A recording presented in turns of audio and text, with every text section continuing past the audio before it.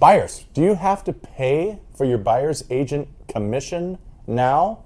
August 17th, 2024 was the date that we are no longer allowed to put on the MLS that seller is compensating a buyer's agent. However,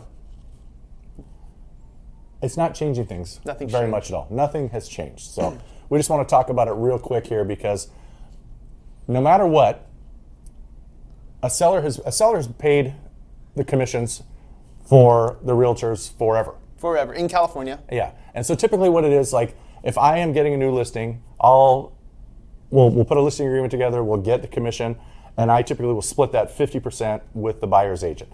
Now we're just not allowed to show that like we did previously, but that doesn't mean you don't still put it in your offer and ask the seller to pay the buyer's agent in the first place. Yep, nothing changed. 9 out of 10 times that is going to work, and if it doesn't, Sean's got great ideas for the other 1%, 10% that might not. And again, this is relatively new. It's been out for 13 days to Jason's point. So things are subject to change. But at the time this video was recorded, correct. It's really not that big of a deal. I think the fear that was driven by this is that using a real estate agent now is going to cost more. So it's like, okay, interest rates are high, home prices are high. I don't have a massive down payment. And now I also have to pay a commission. Right. I just can't buy a house anymore. Like take somebody who's going to put 3% down. Kind of minimum standard down payment for a first-time home buyer would be 3%. I saved up my 3%. Great. You need your 3% for your down payment, but now you have to pay the agent where typical compensation was 2.5 to 3% of the price. Yep.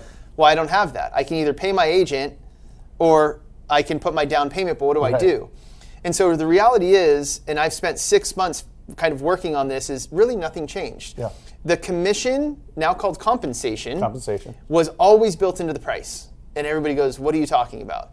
Well, when a seller looks at what they're going to get, right, they don't care about the sales price. The net's the most important. They care about what they're going to net. Yeah. So if I list a house for $1 million and there's a 5% total compensation being paid, however the realtors want to split that, to just keep it simple, we'll leave it at that. Okay, cool, I'm going to net $950, right? I don't see $1 million. I could care less what Redfin or Zillow say. I get my $950. Yeah. So now I'm going to list the house at $1 million.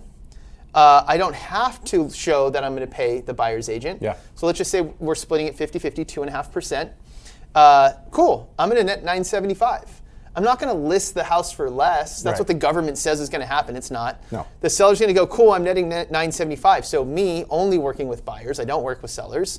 My job is to go, here's how we get the seller the net that they're looking for. This is assuming that we're fighting for the house in a multiple offer situation. What's your agent's compensation based on your agreement? Okay, cool. Offer this price that nets the seller their same price they were looking for when they are closed. And then you just basically built your compensation for your agent back into the price. So just like we've always done. Just like we've always done. So the good thing about it is it did create more transparency because I don't think people saw that it was done that way initially. I think they looked at it as the agent's free to me. And the reality is it was always built into the price because the seller has only cared about the net. Right. And the simplest example of this to prove that it's always been in the price is, Jason, let's say that you want to buy a house. I want to buy the same house. It's listed for $1 million.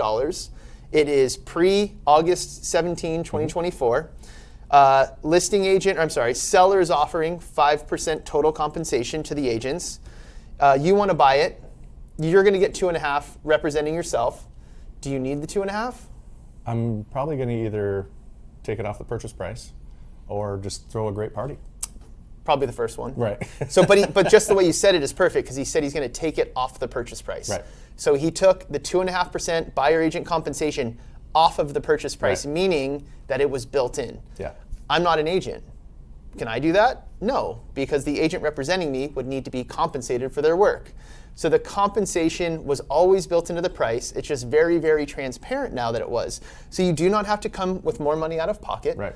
Your agent, if they're doing a good job for you, will negotiate on your behalf as they always have.